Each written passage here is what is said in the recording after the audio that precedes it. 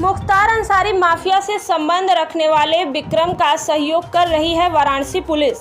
घर से बेघर किया वाराणसी पुलिस ने पीड़ित महिलाओं को। ना ही कोई पुलिस अधीक्षक सुनने वाला है और ना ही कोई प्रशासन। वाराणसी बीएचयू के हैदराबाद गेट के ठीक सामने एक ढाबे के रह रहे कुछ लोगों से कोर्ट का हवाला देकर पुलिस प्रशासन ने कराया खाली। पुलिस प्रशासन का कहना है कि यह कार्रवाई शाम 3 बजे से चल रही है और रात तक जारी रहेगी। खबर लिखे जाने तक रात 12 बज चुके थे और राजस्व विभाग से संबंधित कोई अधिकारी मौके पर उपस्थित नहीं था। रात 8 बजे के और 9 बजे के बीच में एसपी भेलूपुर मौके पर उपस्थित होकर वहां पर पहुंचे। पीड़ितों का कहना है कि उनके साथ जास्ती की जा रही है, जिसका आदेश का हवाला उन्हें दिया जा रहा है। वह राजी नंबर उनकी ज़मीन का नहीं है। पुलिस के द्वारा यह भी कहा जा रहा है कि उनके पास कोर्ट के आदेश हैं। साथ ही लेखपाल की रिपोर्ट पर पक्षीदारों ने आपत्ति जताई है। इस पूरे घटनाक्रम को यदि कागजी रूप में देखा जाए तो यह विवाद काफ़ी दिनों से न्यायालय में विचाराधीन था।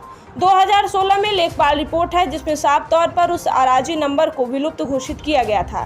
2016 की लेखपाल रिपोर्ट में साफ तौर पर यह कहा गया है कि इसका प्रारूप उल्लेख करने में असमर्थ थे, परंतु आज 2022 में जो मौजूदा लेखपाल हैं उन्हें वह अराजी नंबर उसी हैदराबाद गेट के सामने वाली ज़मीन पर ही बताया है, जिसको आज देर रात तक सील करने की कार्रवाई न्यायालय से प्राप्त आदेश के क्रम में थाना लंका व थाना चितईपुर भाली पुलिस के साथ खाली करवाते व अपने कार्रवाई को कोर्ट का आदेश बताते हुए किया गया है।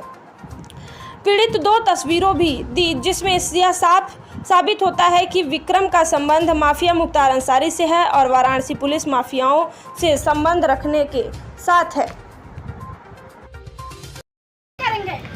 नहीं खाली करेंगे। वो कोर्ट की सत्यापित प्रति नहीं है। कोर्ट की सत्यापित प्रति हो तो वो माना जाएगा कि 2087 में नहीं, वो देख लिया कागज में, वो सादे कागज पे लिखा हुआ है, उसकी कोई महत्व, उसका कोई महत्व नहीं है। सादे कागज पे मैं लिख दूं कि चितईपुर थाना परिक्षेत्र का एरिया जो क्या कहता है मेरा है।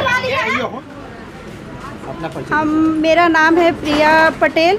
हम हैदराबाद गेट के मूल निवास हैं और हमारे पिताजी स्वर्गीयवास हैं। जो हमारे पिताजी इस दुनिया में नहीं रहे, 16 अगस्त 2007 की उनकी डेट हो गई और हमारे माताजी हैं। हम लोग 2 भाई और 3 बहन हैं। सन 1929 का पट्टा है हमारी ज़मीन और उस पर हमारे दादा का पट्टे पर नाम है पन्ना लाल। जो हमारी डिग्री न्यायालय में डिग्री डेट नहीं याद है, उसमें 2/15 हमारी डिग्री हुई है। न्यायालय में आदेश हुआ है और विपक्षी पार्टी जो है वो 145 146 मुकदमा करके भू माफिया विक्रम बीज है और न्यायालय में हमारी जिससे आदेश हुई है वो रमपत्ती से मुकदमा हमारी न्यायालय में आदेश हुई है।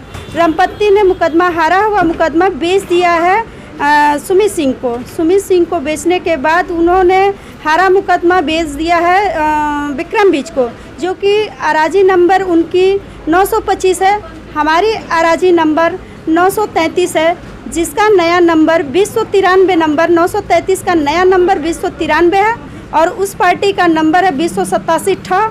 एसीएम साहब ने आदेश कुछ दिन पहले अभी कर दिया है कि इस ज़मीन को कुड़ किया जाए और चिन्ह का सीमांकन नहीं हो पाया है, जिसके कारण इन्होंने हमारी ज़मीन सील कर दी है।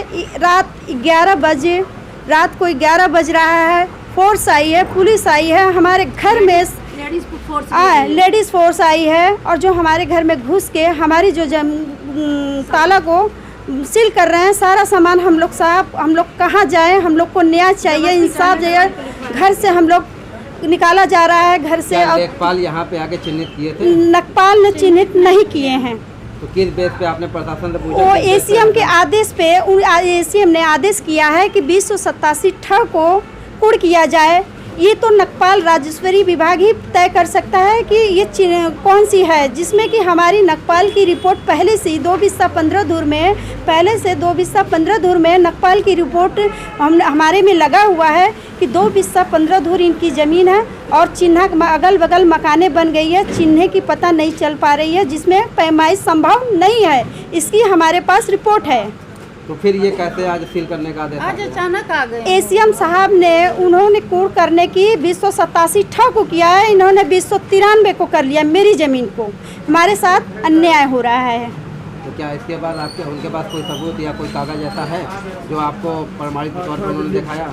प्रमाणित हमारे वकील करेंगे ना। हम तो काफ़ी दिन से पट्टा है, हमारे दुकान की लाइसेंस सन 1929 का पट्टा है और लाइसेंस है, बिजली का बिल है, पानी का बिल है। और क्या क्या इतना हमारे पास सबूत होने के बावजूद भी हम लोग को ना, हम लोग इतना सबूत होने के बावजूद भी क्या हम लोग ज़मीन से बेदखल कर सकते हैं? ये कहाँ का इंसाफ है?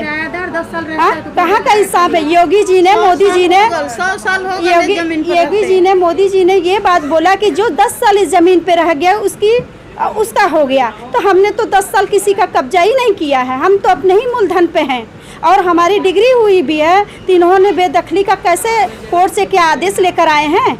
कौन सा ऐसा आदेश हो गया जो कोर्ट मुझे बेदखल कर रहा है? तो क्या आपके पास कोई नोटिस आया था? नहीं, नोटिस नहीं आया है और चिन्ह का कोई पता नहीं है। 287 ठप इन्होंने कूड़ कर रहा है हमारी ज़मीन को। और हमसे एक सादे कागज़ पे लेडीज़ महिला ने डंडा से मारा और पुलिस वालों ने डंडा से मारा और हमें सादे कागज़ पे हमारी माँ से अंगूठा लगवाया और हमसे कुछ लिखवाया।